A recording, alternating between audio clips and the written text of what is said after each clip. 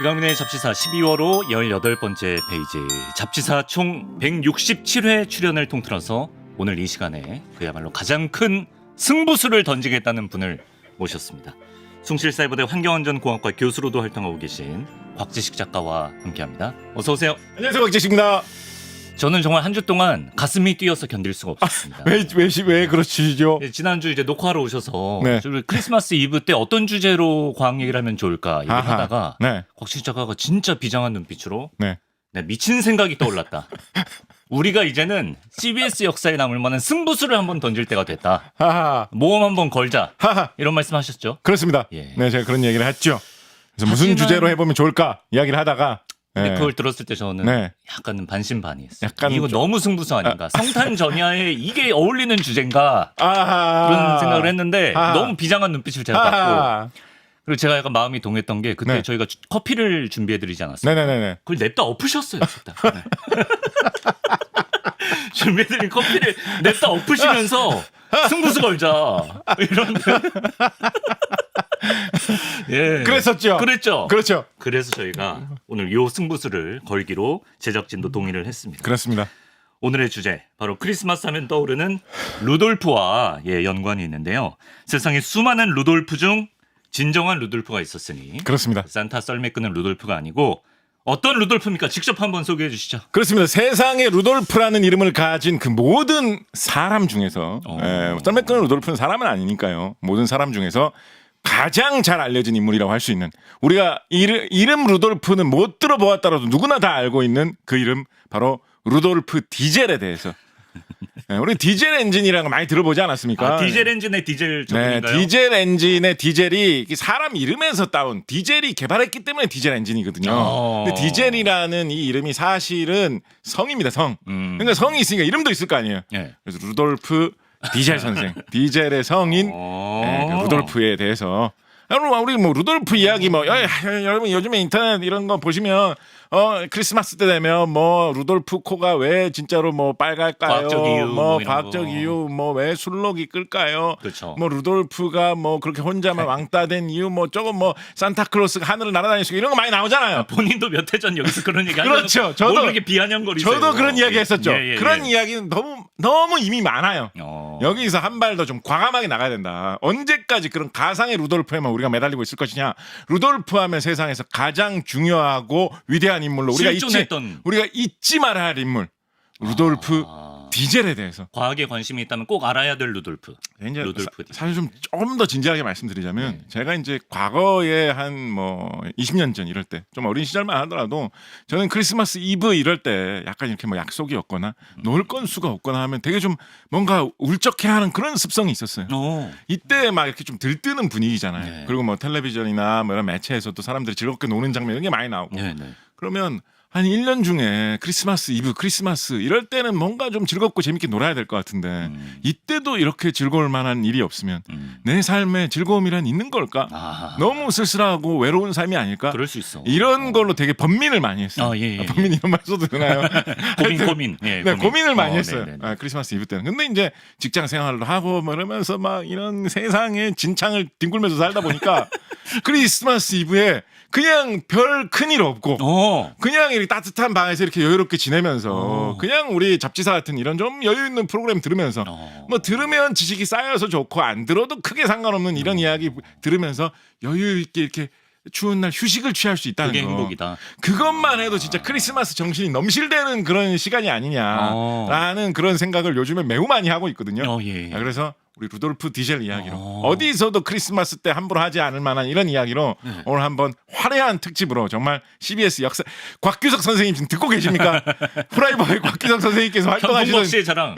시대 이후로 진짜 길이길이 기억에 남을 만한 이건 근데 방송 사상 최초일 것 같긴 합니다. 루돌프 디젤. 네. 그러니까 근데 솔직히 사실은 이 루돌프 디젤 이분이 독일에서 많이 활동하셨던 분이거든요. 이름도 루돌프 디젤 좀 독일 느낌 나지 않습니까? 그러네. 그래서 독일 방송에서는 때때로 다뤘을 거예요. 특히나 이제 뭐 그러니까 그런 크리스마스 이브인데 루돌프와 그 연결지어서 그러니까 다뤘을 수 있다. 독일에서는 꽤나 달았어. 제가 보기엔 독일 코미디언들이 이렇게 뭐 술록을 분장하고 나와서 썰매 끌려고 하다가 뭐 갑자기 뭐 야 나는 경유 먹어야 잘 간다. 약간 뭐 이런 거 그럴 수 있겠다. 분명히 지금까지 지금까지 그럴 수는 있겠다. 했을 거 독일에서 했을 것 같아요. 그럴 수 있겠다. 한국 네. 방송 사상으로는 야. 정말 좀 드문 사례가 아닐까 네. 생각을 해봅니다. 이 승부수에 대한 평가 여러분이 자유롭게 댓글에 남겨주시면 좋겠고요. 네네. 디젤 엔진을 발명한 루돌프 디젤 만나보도록 하겠습니다. 일단 루돌프라는 이름이 글쎄요, 서양에서는 좀 흔한 이름인가? 네, 사실은 꽤나 많이 쓰이던 이름이었습니다. 루돌프 디젤이 디젤 엔진을 개발한 게 1897년 전후로 많이 이야기를 하고 있거든요. 네. 그래서 19세기 이전 20세기 초까지만 하더라도 꽤나 많이 쓰이던 이름이었습니다. 미국의 시장으로 좀 유명했던 인물, 9.11 당시 시장이어서 가지고 전 세계적으로 알려진 인물로 줄리아니 시장 있죠. 루돌프 그분이 줄리아니. 루돌프 줄리아니셨습니다. 네. 이분 뭐 최근에 이제 경제적으로 망하셔가지고 뭐 파산했다 이런 이야기 좀 그래요? 들려오시던데요. 오. 네, 뭐 그거하고 오늘의 이야기는 상관없습니다만 네네. 그래서 루돌프라는 이름이 여기저기에 꽤 들리던 이름이었습니다. 그런데 왜 우리에게는 사람 이름이 아닌 순록 이름으로 이렇게 강하게 새겨졌느냐. 네.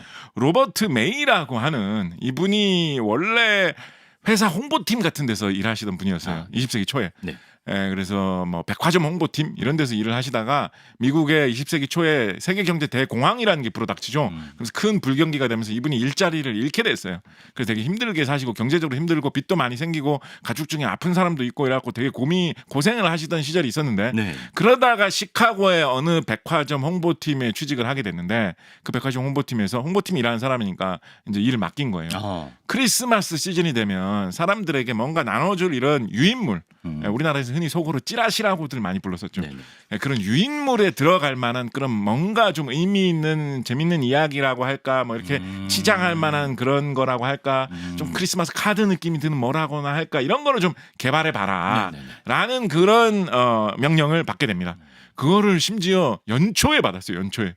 그해 연말까지 개발을 해가지고 미국에서는 크리스마스 쇼핑을 되게 크게 하지 않습니까? 네. 그래서 크리스마스 시즌 전에 이거를 추진하기 위해서 1년짜리 프로젝트. 연초에 이걸 받은 이분이 고민하다가 이분이 그때 당시 경제적으로도 안 좋고 막 이렇게 하다 보니까 뭔가 좀 희망적인 이야기를 만들어야 되겠다. 좀 이렇게 고생하던 사람이 일이 잘 풀리는 이야기를 만들어야 되겠다라고 생각을 했고 네. 이때 당시 시기가 1930년대였기 때문에 당시에 월트 디즈니 이분이 이제 살아서 한창 사장님으로 잘 활약하고 있을 때거든요. 네. 동물을 소재로 해가지고 뭐 이렇게 좀 재밌는 캐릭터를 만들어서 뭐 흥행시키고 뭐 쥐가 귀 크게 달고 나와가지고 뭐 하고 뭐 이런 거를 흥행시키던 무렵이었어요. 그래서 그런 걸 보면서 뭔가 동물을 등장시키는 걸 만들어서 크리스마스 시즌과 관련된 이런 거를 개발해야겠다라고 생각을 하면서 자기 4살짜리 딸인가요? 손을 잡고 동물원에 가가지고 어떤 동물이 좀 등장시키면 좋을까 이런 것도 보고 고민도 하다가 결국은 이 우리가 잘 아는 루돌프가 레인디어.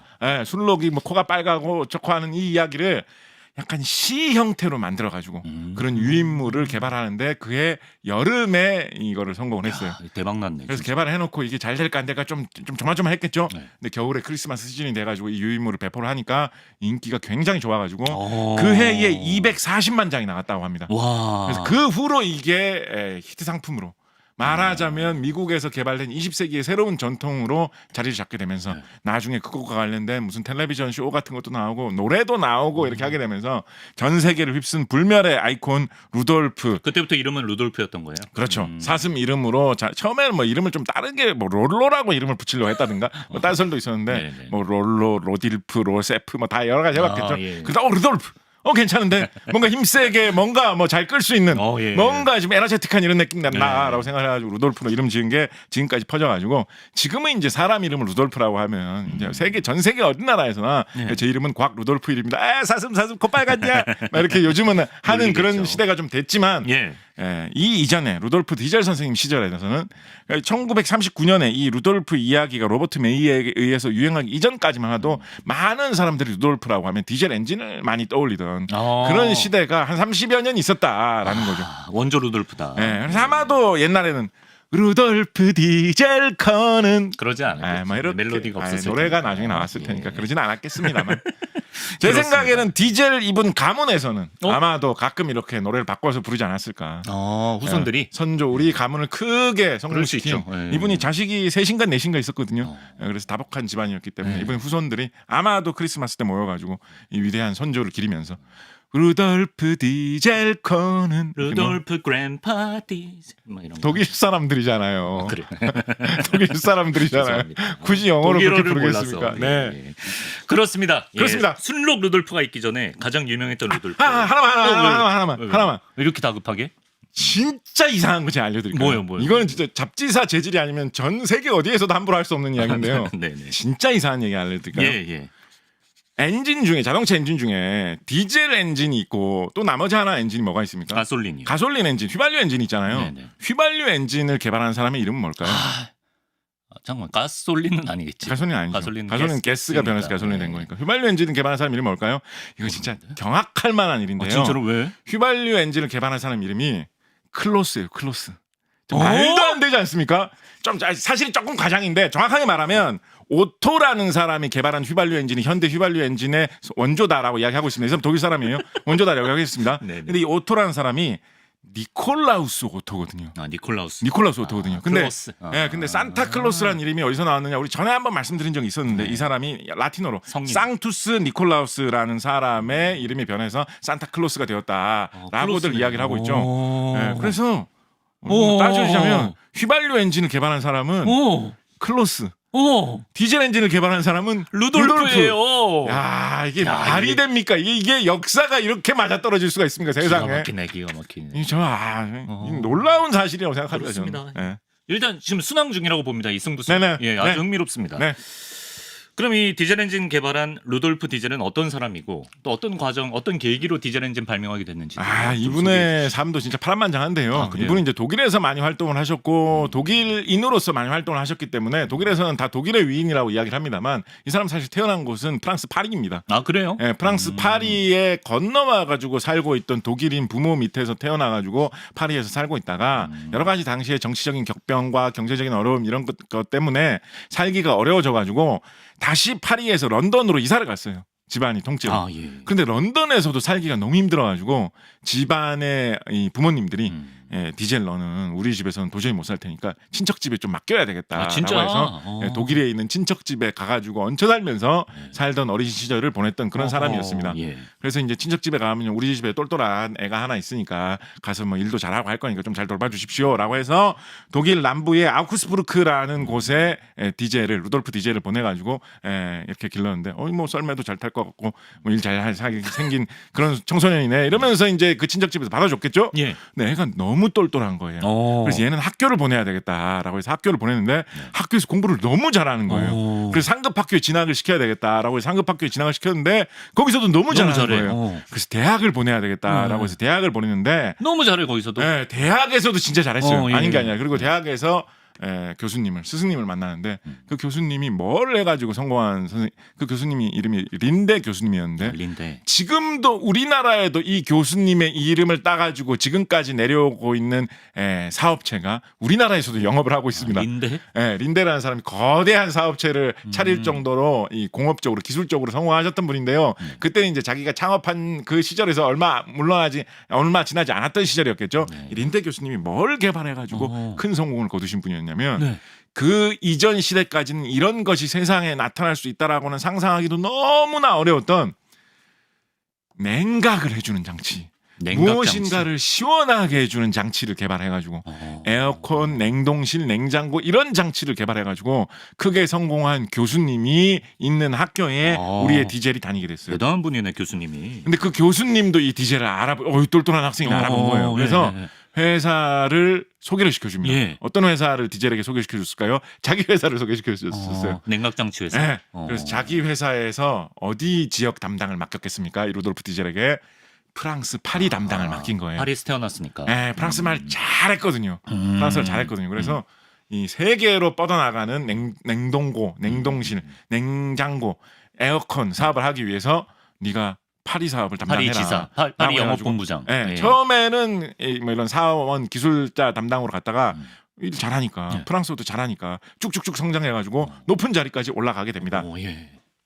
그런데 이때 당시에 요즘에 대학교에서 학생들이 과학을 배우면 뭔가 신비로운 최신의 현대 과학이다라고 하면서 배우는 게 뭐 양자 이론이라든가 상대성 이론이라든가 이런 거를 되게 신비롭고 멋진 우아한 현대에 새롭게 탄생된 과학이다라고 배운다면 19세기 이 후반에 이 시대의 대학생들은 특히 독일에서는 어떤 거를 이런 신비로운 최신 과학으로 많이 배웠냐면 열역학이라는 학문을 되게 최신의 멋진 그런 과학으로 많이 배웠었거든요. 열역학. 그런 지금도 연력학 다 배웁니다. 화학과, 뭐 물리학과, 뭐 공학과에 관련된 여러 대학에서 많이 배우는 지금 관련된 과목인데 네. 그때 당시로는 상당히 최신의 신비롭고 우아하고 놀라운 되게 아방가르드하고 뭔가 전위적인 그런 과학 분야라고 생각을 하고 있던 게 그때 당시엔 연력학이었어요. 네. 근데 연력학으로 이 뭔가를 냉동한다, 냉장한다 이런 거를 해석을 해보면 기계를 이용해서 일을 해주면 네. 그 일로 인해서 열이 한 곳에서 다른 곳으로 옮겨가면서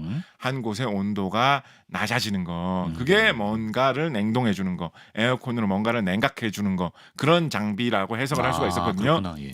그런데 연력학 관점에서 그걸 반대로 돌려가지고 예. 열이 한 장소에서 다른 쪽으로 이동을 하면서 네네. 온도가 변화하는데 네. 그 열기로 인해서 기계가 돌아가면서 일을 해주는 장치라고 볼 수 있는 게 바로 열기관 엔진이었습니다. 네, 그때 당시 이런 사실 다 알고 있었어요. 네네. 그렇다 보니까 이 연력학, 뭐 엔진, 냉각, 열과 에너지, 일의 관계 이런 거에 대해서 항상 독일에서는 학교에서도 그리고 이 디젤 이 사람은 직장 생활하면서도 이걸 계속 하고 있었잖아요. 그렇죠. 그러다 보니까 예. 자신의 꿈이 계속해서 커졌던 거예요. 내가 더 좋은 엔진을 만들어 보면 어떨까 이 생각을 계속 하고 있었는데 처음에 생각은 뭔가 압력을 되게 높이면 네. 더 효율이 좋은 엔진을 만들 수 있겠다라는 쪽으로 생각을 하기 시작했는데 막상 그쪽으로 생각을 해가지고 그 아이디어대로 엔진을 만들다 보니까 뭐 압력이 높아서 효율이 준 면도 있지만 아예 기존에 우리의 클로스, 산타클로스가 아니고 니콜라우스 오토가 개발해놨던 휘발유 엔진하고는 다른 방식으로 작동하는 엔진을 개발하게 돼가지고 1897년에 시제품을 만들어서 성공을 시킨 게 바로 이 디젤이 개발한 디젤 엔진이었죠. 그렇구나. 그러면 가솔린 엔진과 디젤 엔진의 가장 큰 차이점은 뭐고 각각의 장단점은 뭔지 한번 쉽게 설명해 주시면 좋겠습니다. 가장 큰 차이점은 이게 불을 붙이는 방식이 다릅니다. 일단 가솔린 엔진이 먼저 개발된 것인 만큼 어떻게 보면 설명하기도 좀 쉽겠죠. 가솔린 엔진을 정말 휘발유 엔진을 정말 단순화해서 설명을 드리면 어떤 식이라고 설명을 드릴 수가 있냐면 좀 불이 아주 잘 붙을 만한 그런 연료를 기계 속에다가 집어넣고 불을 한번 당기면 불이 붙으면서 퍽 터질 거 아니에요. 그럼 그 터지는 힘으로 이 기계를 좀 밀어내게 하는 거죠. 피스톤 장치를 밀어내게 하고 그럼 피스톤 장치가 밀려나면서 크랭크를 돌려가지고 기계를 돌아가게 하는 가솔린 장치에 불을 붙여주면 퍽 터지는 그 힘으로 밀려나는 그 힘을 받아가지고 기계를 돌리는 겁니다.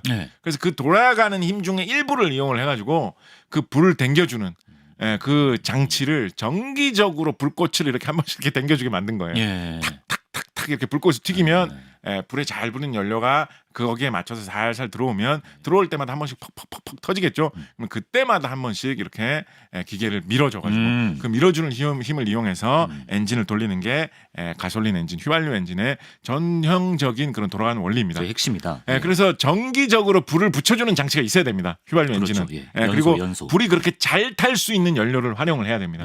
그게 휘발유 엔진의 특징입니다. 그래서 지금도 휘발유 엔진에는 불이 아주 잘 붙는 휘발유라는 연료를 넣어야 되고 점화 플러그라고 하는 약간 지금 어떤 그런 카센터 같은 데 가면 약간 뿌라그 이런 식으로 부르시는 분도 계시는 것 같은데 그냥 점화 플러그라고 하시죠. 점화 플러그라고 하는 그 불을 계속 정기적으로 당겨주는 그 부품이 꽂혀 있어야 되죠. 그리고 그 점화 플러그에서 계속 전기로 불꽃을 튀겨주는 걸 안정적으로 하기 위해서 배터리를 연결해 놓는 경우도 많이 있죠. 전기를 이용해서 불을 붙여주니까 어차피 엔진이 돌아가는 힘은 그 불꽃 살짝 튀겨주는 힘보다는 훨씬 더 강하기 때문에 기계가 돌아가면서 그 힘으로 배터리는 충전을 해주면 되니까 전체적으로 그렇게 해서 움직이는 게 그러니까 불꽃을 정기적으로 튀겨주면서 그 튀기는 힘 때문에 터지는 힘을 센 힘을 받아가지고 기계가 돌아가는 게 휘발유 엔진이다라고 보시면 되겠습니다. 그러면 여기서 전기로 정기적으로 불꽃을 탁탁탁탁 튀겨주는 게 있어야 된다라는 게 특징이자 어떻게 보면 좀 귀찮은 점이잖아요. 그 리듬을 맞춰가지고 이렇게 튀겨주는 장치가 있어야 된다. 그걸 뺄 수 있으면 좋은데. 그렇죠. 그래서 개발된 게 디젤 엔진입니다. 디젤 엔진은 굉장히 강한 힘으로 아까 압력을 높이는 아이디어를 처음 먼저 떠올렸다 그랬잖아요. 그래서 강한 압력으로 꾹 눌러줍니다 연료를. 그래서 굉장히 온도를 높아지게 합니다. 그래서 저절로 불이 붙어버리게 만드는 거예요. 그래서 따로 불을 인위적으로 붙여주는 장치가 없고 눌러줄 때 한번 빡 세게 눌러줘가지고 그때 빡 터져 나오게 만듭니다. 연료가 자체가 터져 나오면 그것 때문에 또 쑥 밀리는 힘이 나오겠죠. 터지니까 그럼 그 터지는 힘을 받아가지고 마찬가지 방식으로 기계를 돌리는데 그 기계를 돌리는 힘 자체가 워낙에 세기 때문에 한번 터지고 나서 오그라들 때 그때 남은 힘을 이용해서 다시 한번 또 빡 눌러주는 거예요. 눌러주는 꾹꾹 한 번씩 눌러줄 때마다 꽉꽉 눌러줘가지고 그때마다 그 눌러주는 그 압력과 온도로 불이 붙는 게 디젤 엔진이다라고 보시면 되겠습니다. 그래서 딱 여기까지만 들으면 아시겠지만 디젤 엔진은 인위적으로 이렇게 불을 붙여주는 방식이 아니거든요. 없어요, 그런 게. 그래서 연료를 훨씬 더 다양하게 사용할 수 있습니다. 그렇게까지 그래요? 빠르게 잘 불이 팍 터지지 않는 그런 거라도 디젤 엔진은 불을 붙일 수가 있습니다. 경유가 아니더라도? 네. 당연히 그러면 그냥 집에 있는 콩기름, 식용유 이런 거 넣어도 경유차에 넣어도 가나? 큰일 납니다. 안 차 말아먹습니다. 안 그러다가. 됩니다. 예. 네. 그런데 기본 원리 자체는 그게 가능한 설계예요. 그래요? 콩기름을 넣어도 뭐 심지어 삼겹살 뭐 비계기름 같은 걸 넣어도 완전 진짜 뭐 저 이런 그냥 갖다 버릴 것 같은 기름이 있다니 이런 거를 넣어도 디젤 엔진은 이게 불이 터지면서 돌아가게 돼 있습니다. 원리상으로. 현대 자동차 우리가 일반적으로 사용하는 뭐 군용차 이런 거 약간 예외 있는 경우 있어요. 잘 견디게 만들어 놓은 경우 있거든요. 이런 예외적인 몇 가지 경우 개발 빼고 현대 우리가 일상에서 사용하는 그런 경유차는 그냥 단순히 돌아간다는 거 말고도 뭐 매연을 거르기 위한 장치, 불을 더 잘 붙게 하기 위해서 뭐 이렇게 연료를 잘 이용하는 장치, 뭐 이렇게 진동을 줄이기 위한 장치 이런 게 다 연결돼 있기 때문에 현대의 일반적인 경유차에 아무 기름이나 넣으면 다 망가지는데. 그런데 그렇다고 군용차 해보라는 얘기도 아니죠. 아니죠. 큰일 영창가면 안 돼요. 그렇죠. 큰일 납니다. 그런 거 그러니까 근데 비상시에 그렇게 할 수 있도록 만들어 놓은 거예요. 만약에 비상시에 그렇지. 전쟁 중에 전시에. 경유가 없는데 콩기름만 있다라고 하면 마트에 경유 같은 거 없을 수 있잖아요. 편의점에 갔는데 뭐 경유 콩기름밖에 없을 수 있잖아요. 그럼 뭐 그럴 때 어떻게든 사용하기 위해서. 그래서 우리나라에 있는 대부분의 군 장비들은 대부분 다 디젤로 돌아가는 것들이 많습니다. 예를 들어서 뭐 탱크 이런 것도, 뭐 자주포 이런 것도 우리나라의 대부분 다 디젤로 돌아가고 있습니다. 디젤 엔진은 화재 사고가 좀 덜 난다, 뭐 이런 얘기도 들어요. 그러니까 일단 연료 때문에 그런 이유가 있죠. 가솔린 엔진, 휘발유라는 굉장히 불이 잘 붙는 연료를 사용해야만 되는데 디젤 연료는 불이 진짜 안 붙는 연료를 막 사용해도 돼요. 그러니까 불이 좀 덜 붙죠. 일단 기본적으로. 뭐 대통령 차에 막 디젤 엔진 관리하기도 좀 편한 뭐 그런 것도 있고. 그리고 이렇게 불을 붙이는 거를 한쪽에서 인위적으로 불꽃을 일으켜가지고 붙이는 게 아니다 보니까 엔진을 좀 크게 만들어도 전체적으로 불이 깨끗하게 그냥 다 붙습니다. 무슨 말이냐면 엔진을 아주 엄청나게 크게 만들었다고 칩시다. 그런데 이거를 휘발유 엔진 방식으로 만들었다고 쳐봐요. 그럼 휘발유 엔진의 뭐 정 가운데에서 불꽃을 조그맣게 탁 튀겨주면 그 불꽃이 다 퍼져나가고 전체적으로 불을 다 붙여서 뻥 터지는데 좀 오래 걸릴 거 아니에요. 리듬이 좀 안 맞을 거 아니에요. 그래서 휘발유 엔진은 가솔린 엔진은 크게 만드는데 한계가 있어요. 그 불꽃을 이루어진 게 불이 다 퍼져나가가지고 다 붙어가지고 터지는 그 크기의 한계 이상으로 휘발유 엔진은 만들기가 어려워요. 그것도 뭐 억지로 만드는 방법이 있기는 한데 기본적으로 좀 어렵습니다. 근데 디젤 엔진은 전체적으로 다 압축을 해가지고 뻥 터뜨리는 거기 때문에 크게 만들기가 좋아요. 그렇죠. 그래서 원래부터 이게 압력이 센데다가 압력을 높여가지고 하는 건데다가 크게 만들기도 좋으니까. 큰 게 장점인가요? 왜냐하면 힘이 세거든요. 크게 만들어 놓으면. 크게 만들면 힘이 세져서. 힘이 세. 그래서 디젤 엔진은 크게 만들어서 힘을 세게 하기에 좋아요. 그래서 뭔가 힘이 센 장비를 만들어야 된다. 예를 들면 뭐 군용 그런 장비라든가 중장비라든가 큰 트럭이라든가 아니면 뭐 배라든가 발전기라든가 뭔가 이렇게 힘이 세야 되는 거 있죠. 그런 거는 대부분 다 디젤 엔진으로 만드는 경우가 많이 있습니다. 트럭 같은 경우에 우리나라에서도 정말 많이 돌아다니고 있는 독일 트럭 메이커로 정말 역사와 전통을 자랑하는 독일 트럭 메이커가 있는데 그 뭐 알파벳 세자로 돼 있는 그런 한번 말씀해 주세요. 뭐 독일에서 그러니까 세계적으로는 MAN이라고 많이 이야기하고요. MAN. 우리나라에서 흔히 만이라고 합니다. 근데 이 MAN이라는 이 상호가 어떻게 생긴 거냐면 M은 이제 머신 뭐 독일어로 기계를 만든다 이런 뜻이고요. A는 아우크스부르크. 디젤이 열심히 일하던 그곳의 이름을 딴 거고요. N은 뉘른베르크. 이 업체들이 영업하던 지역의 이름을 딴 것입니다. 되게 역사가 깊은 회사고요. 원래 독일 남부 지역에서 예전부터 기계 만들던 그런 뭐 장인들이 연합해가지고 만든 게 뿌리가 되었다 뭐 이런 식으로 막 선전을 하는데 약간 성균관 대학교 느낌 나죠. 뭐 그런 식으로 선전을 하는데 하여튼 이 회사의 높은 사람들이 그 옛날에 1897년 이 시절에 디젤이 엔진 만들 때 투자를 했어요. 그때부터. 그래요? 네. 예. 그래서 이 회사가 디젤 엔진의 시작과 함께했던 회사인데. 그러니까 자기네 트럭에 디젤 엔진 쓰겠다. 그때는 트럭이라는 것도 없었죠. 사실은. 사실은. 그래요? 네, 이때는 트럭이라는 게 없던 시대예요. 너무 옛날이라서. 근데 투자를 했어. 전기기관차 뭐 이런 거 기차에도 요즘에는 뭐 KTX 이런 건 다 전기로 움직입니다만 기차 움직일 때도 대부분 디젤 엔진을 쓰죠. 힘이 세야 되니까. 예. 그래서 이때는 트럭이라는 것도 없었던 시대인데 네. 디젤 엔진을 개발할 때 이미 협조하고 투자했던 회사가 이 독일 회사고요. 그 회사의 전통이 지금까지도 이어져 내려와가지고 지금도 세계적인 트럭 회사의 명가고 우리나라에도 이 회사 트럭이 많이 돌아다니죠. 예. 그래서 그 디젤의 어떻게 보면 유산이 아직까지도 내려오고 있는 거다라고 할 수가 있겠습니다. 예. 그런 만큼 반대로 단점은 뭐가 있겠습니까? 일단 압력을 높여서 이렇게 만드는 그런 장치 그리고 이렇게 좀 온도를 많이 올려가지고 돌려야 되는 이런 장치다 보니까 시끄러워. 예, 아무래도 시끄럽게 시끄러울 가능성이 높죠.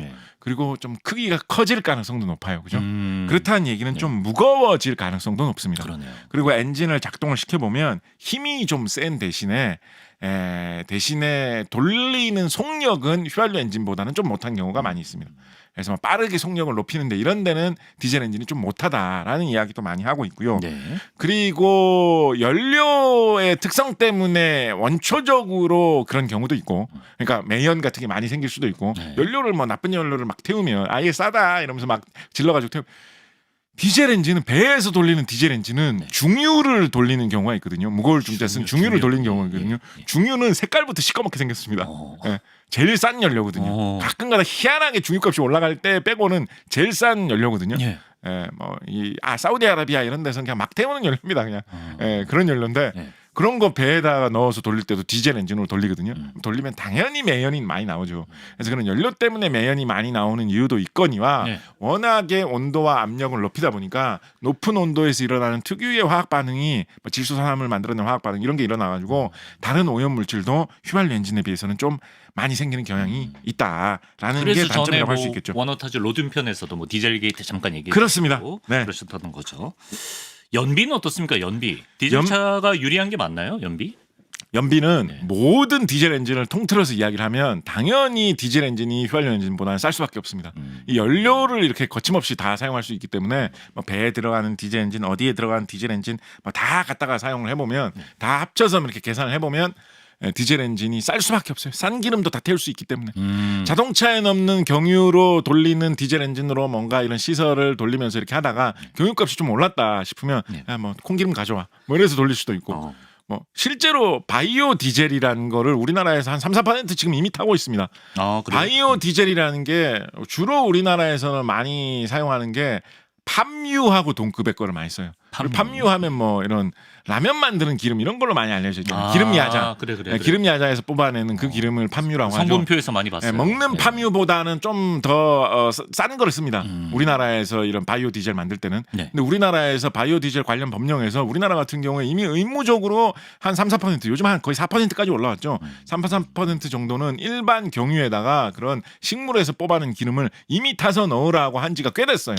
그래서 그냥 경유차 타시는 분들은 경유를 디젤류를 그냥 집어넣으면 저절로 땅에서 캐낸 석유에서 만든 기름이 아니라 식물을 길러서 농사를 지어가지고 만든 기름도 일부는 계속 들어가고 있는 거거든요.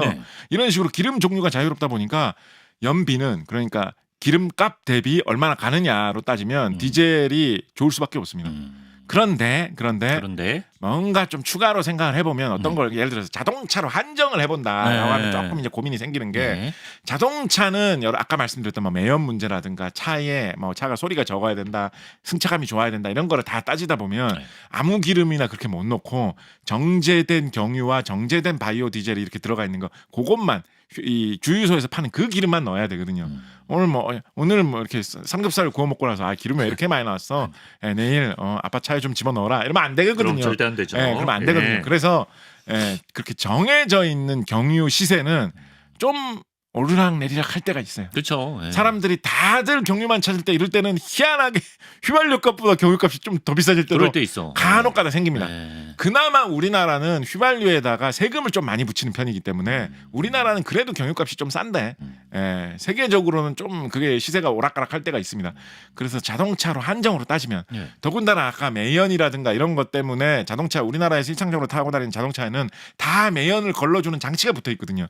그 매연을 걸러주는 장치가 공짜로 돌아가는 게 아니라 다 어떤 에너지나 동력을 이용해서 돌아가는 거기 때문에 예. 그 장치가 잘 돌아가면 잘 돌아갈수록 그만큼 더 연비에는 손해입니다. 뭔가 더 연료를 소모하거나 에너지를 소모를 하는 거예요. 그래서 그런 거를 다 따지면 또 연비가 조금 줄어들거든요. 예. 그래서 일반적인 경유차로만 따지면 이론상의 디젤이 연비가 더 좋다라는 것보다는 조금 안 좋아질 수가 있습니다. 아. 예. 그렇지만은 그래도 대체로 네. 경유차가 순수하게 연비만 따지면 좋다라는 게 중론인 것 같습니다. 네. 그때 다르지만. 네. 하나. 말씀하시죠. 하나만. 예, 좋습니다. 그래서 전체적으로 크리스마스인데. 연비를 많이 따지다 보면 아까 말씀드렸던 대로 뭐 큰 기계에 들어가는 엔진, 배용 엔진 이런 거는 디젤을 많이 만든다라고 말씀드렸잖아요. 그래서 우리나라가 배를 잘 만드는 편이잖아요. 그렇죠. 세계 조선업 하면 우리나라가 항상 2위지 않습니까? 항상 1위가 중국이고 중국? 2위가 한국이고 이렇다고 보지 않습니까? 예. 그렇기 때문에 우리가 배를 이렇게 잘 만드는 만큼 배에 들어가는 엔진을 만드는 거에 대해서 또 우리나라 업체들이 되게 고민을 많이 했어요. 그래서 여러 가지 배 엔진을 개발해 놨습니다. 예. 다 디젤 엔진들이죠. 그래서 우리나라 배에 들어가는 엔진 중에는 우리나라에서 개발된 디젤 엔진이 장착되어 있는 수가 꽤나 많이 있습니다. 그렇구나. 특히나 좀 세계적으로 많이 팔린 엔진 중에는 예. HIMSEN이라는 엔진이 있어요. 네. HIMSEN. 네. 이거 딱 봐도 아시겠지만 38세 이상의 어떤 아저씨 분들이 힘쌤이구나, 힘쌤. 명명에 참여하신 게 아주 잘 보이는 그런 엔진 아, 이름이죠. 진짜로? 예. 이 엔진이 좀 잘 개발돼서 뭐 처음에는 좀 어려운 점도 있었는데 네.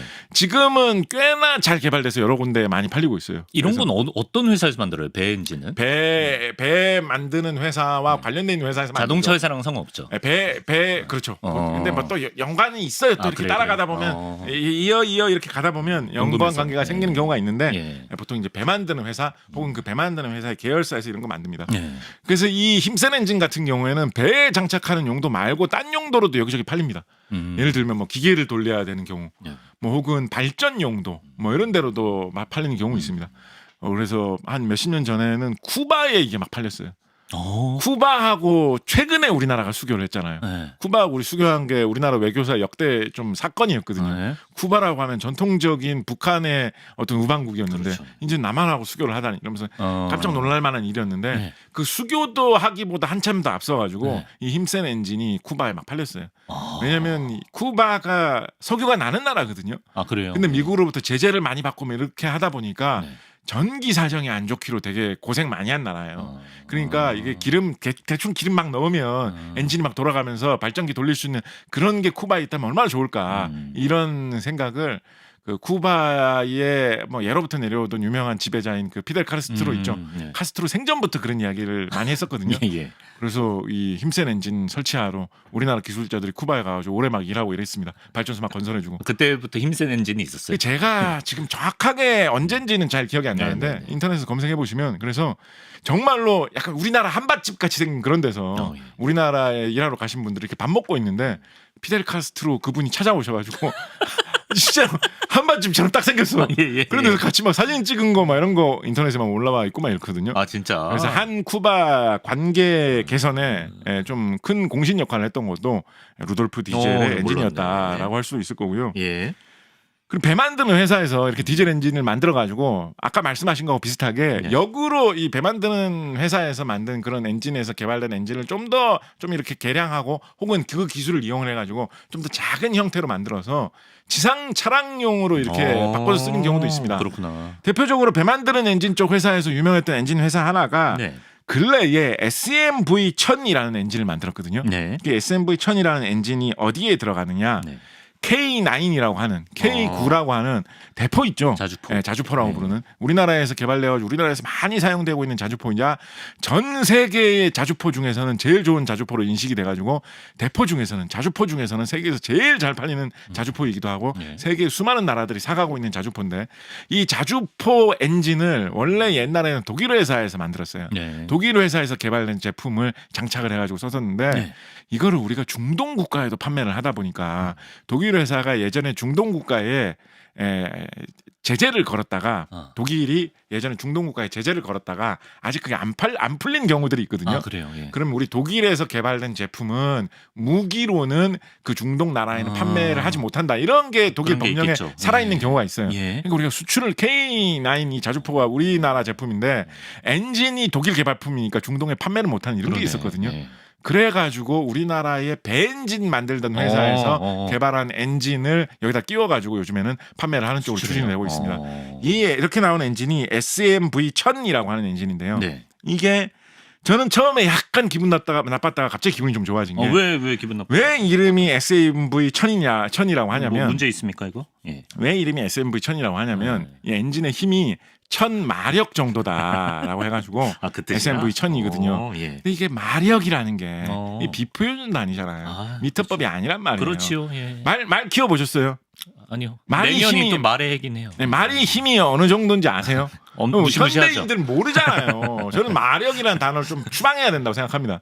근데 워낙에 이런 엔진, 뭐 자동차 이런 곳에서 많이 쓰이고 있으니까 당장 추방하기는 어려울 텐데 저는 표준 단위인 와트, 킬로와트하고 꼭 같이 써야 된다라고 생각을 하고 있거든요. 왜 다시 기분이 좋아지셨죠? 왜냐하면 SMV1000을 소개하고 있는 이 회사 홈페이지 들어가 봤더니 엔진을 딱 소개하면서 제일 먼저 엔진의 출력 이러면서 735킬로와트라고 딱 표시해놨더라고. 항의하러 홈페이지를 들어가신 건가요? 거기에다가 괄호를 해놓고 1000마력이라고 써놓으셨더라고. 그래가지고 와 역시 대한의 회사구나.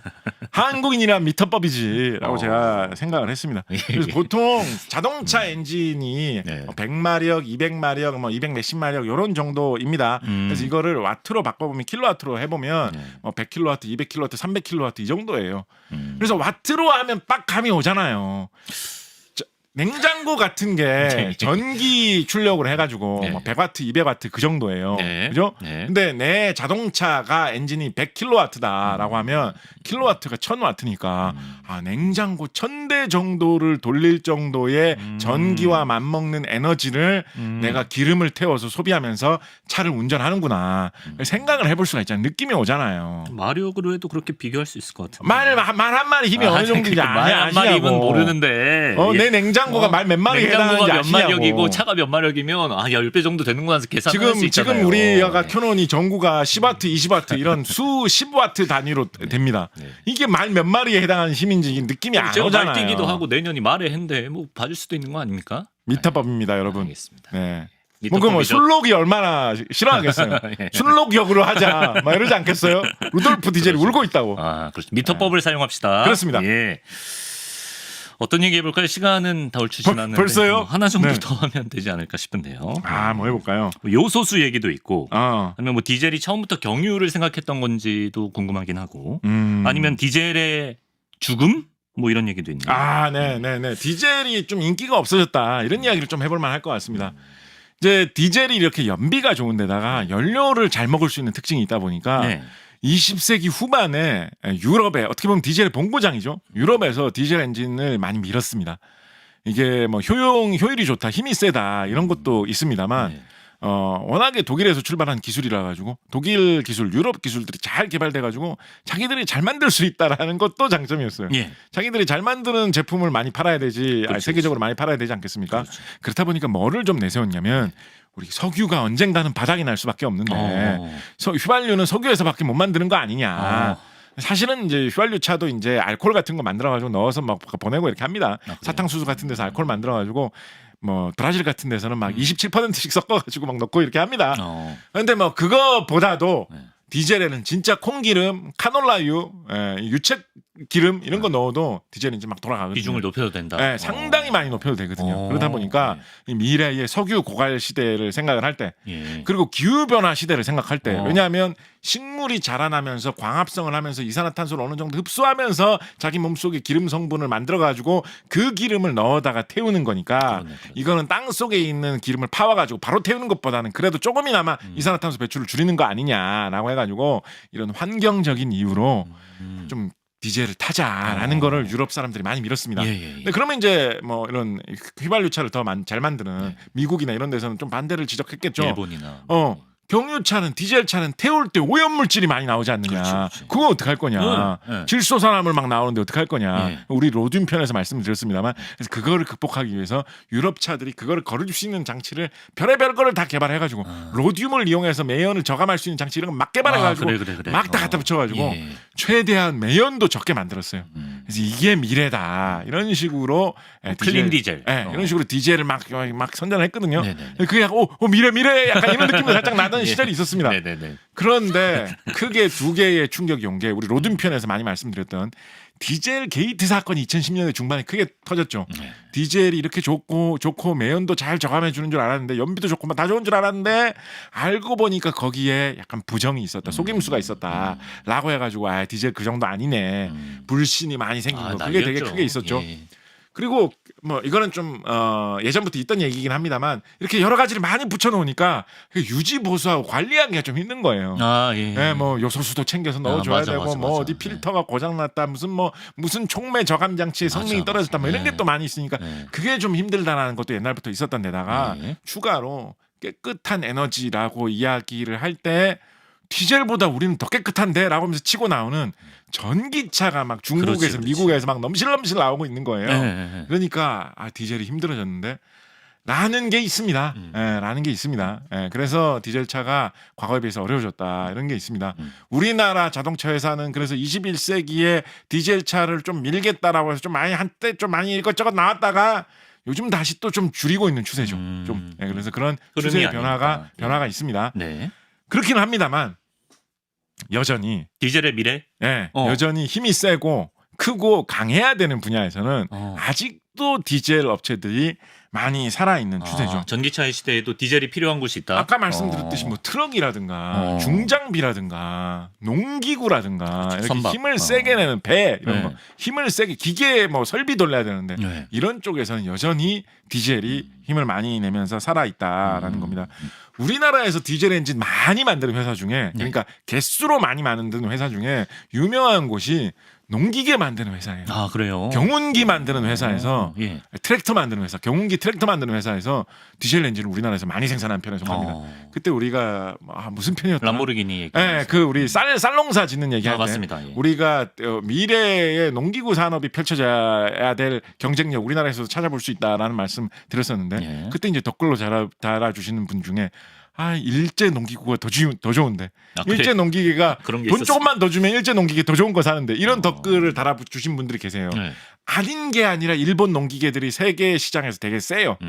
일본의 디젤 기술을 가져와가지고 그렇게 세진 측면이 있거든요. 예. 그래서 우리나라도 디젤 엔진을 더 잘 개발하면서 농기계 쪽으로도 잘 가볼 그런 길이 좀 뚫려 있습니다. 네. 더 잘해보면 좋을 것 같아요. 네. 우리나라의 농기계 회사에서 디젤 엔진을 연간 한 8만 대씩 만들거든요. 미국에 수출도 많이 합니다. 미국의 농기계를 트랙터 같은 거 주로 많이 수출하는 편인데 네. 미국의 농기계를 뭐 숫자로 따지면 금액으로 연간 뭐 7천억 원씩 8천억 원씩 막 수출해요. 미국의 트랙터 이런 농기계 중에 그래서 국산이 꽤 아직까지 막 그렇게 세계를 제패한다는 수준은 아니지만 쏠쏠하게 많이 나가 있습니다. 네. 거기에다 국산 디젤 엔진이 탑재돼가지고 나가고 있거든요. 네. 그러니까 이 농기계 회사 같은 경우는 이 디젤 엔진을 이렇게 잘 만들고 있다 보니까 중장비 업체 같은데 자기 디젤 엔진을 납품을 막 해요. 엔진 쓸만하고 좋다라고 해가지고. 근데 물론 이제 뭐 소리라든가 이런 건 시끄럽죠. 농기계 소리, 경운기 소리 틱틱틱틱틱틱 경운기 소리가 막 나죠. 뭐 중장비로 작업할 때는 괜찮으니까. 중요하지 않죠. 그죠? 그거. 그리고 트럭 같은 경우에도 예를 들면 뭐 제설차 뭐 이런 거 있죠. 힘 세게 막 밀어붙여야 되는 거. 네. 무은 무게를 어마어마하게 센 힘으로 밀어붙여야 되잖아요. 네. 그리고 막대한 짐을 싣고 달릴 수 있는 그런 트럭 이런 경우에는 디젤 엔진으로 돌아가야 되는데 역사와 전통을 잘 아는 그래서 독일 차 예를 들면 뭐 독일의 카를 벤츠 이런 분이 창업한 업체 아직도 이어지고 있지 않습니까? 그렇죠. 예. 이 업체 트럭이 뭐 고급 차뿐만 아니라 트럭도 우리나라에서 잘 팔려요. 왜냐하면 힘센 디젤 엔진으로 돌아가는 대용량 트럭 중에서는 유명하니까.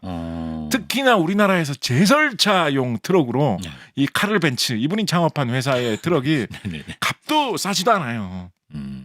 비싸겠죠. 제설차용 트럭이 힘이 엄청 좋아야 되기 때문에 가격이 막 4억씩 막 이렇게 나옵니다. 진짜 비싸. 그래서 그거를 많이 사면 제주도 이런 데는 제설 잘해야 되잖아요.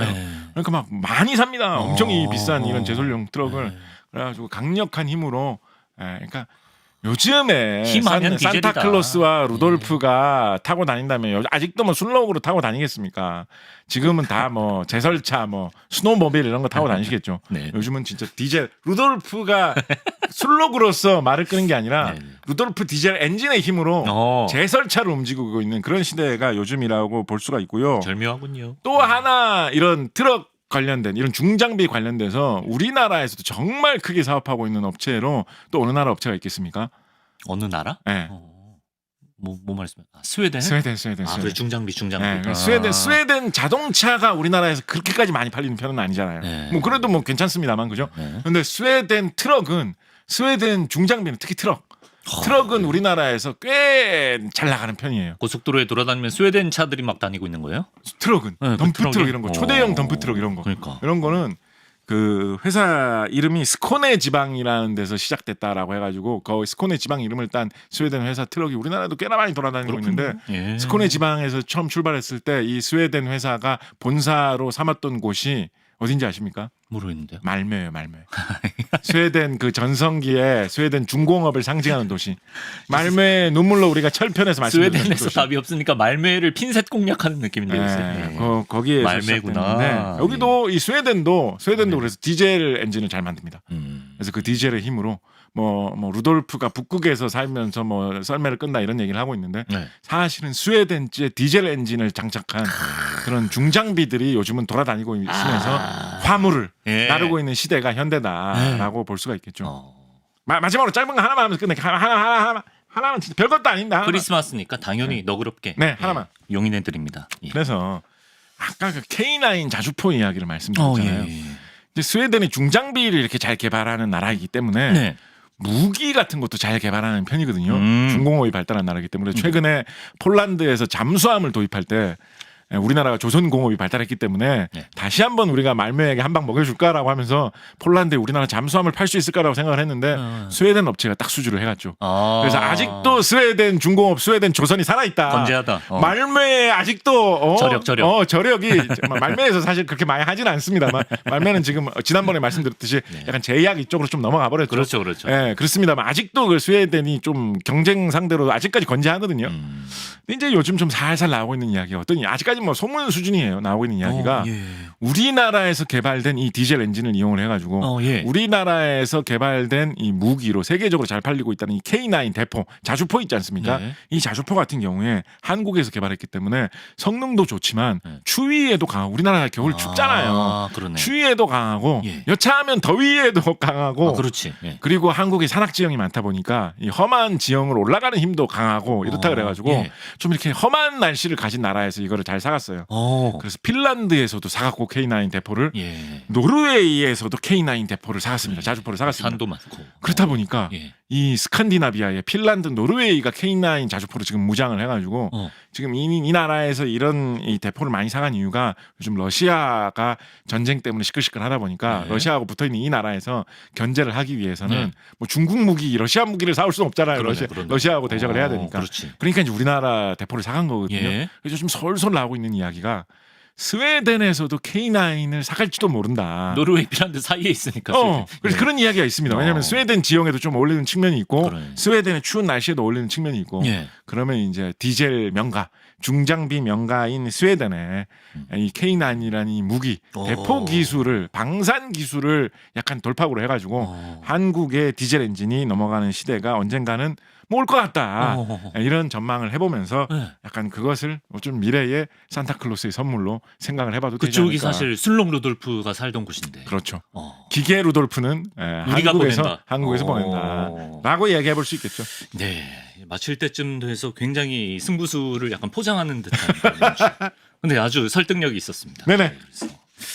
쟤네는 왜 루돌프 머리띠 쓰고 디젤 얘기를 하나 의아하셨던 분들이 계실 수도 있는데 이런 연결고리 잡지사 아니면 다루지 않는다. 루돌프 디젤 코는 루돌프 디젤 선생님이 코가 반짝이고 뭐 그러시진 않고요. 예. 또 모를 일이죠. 유독 사진상으로 봤을 때 약간 코가 조금 이렇게 좀 윤기가 반짝한 그런 윤기 있는 느낌이 있긴 있어요. 있어요. 네. 알겠습니다. 과학자 루돌프 디젤과 디젤 엔진에 대해 이야기 나눴고요. 메리 크리스마스입니다. 메리 크리스마스. 예, 좋은 연말 보내시고 곽지식 작가와 함께했습니다. 고맙습니다. 감사합니다.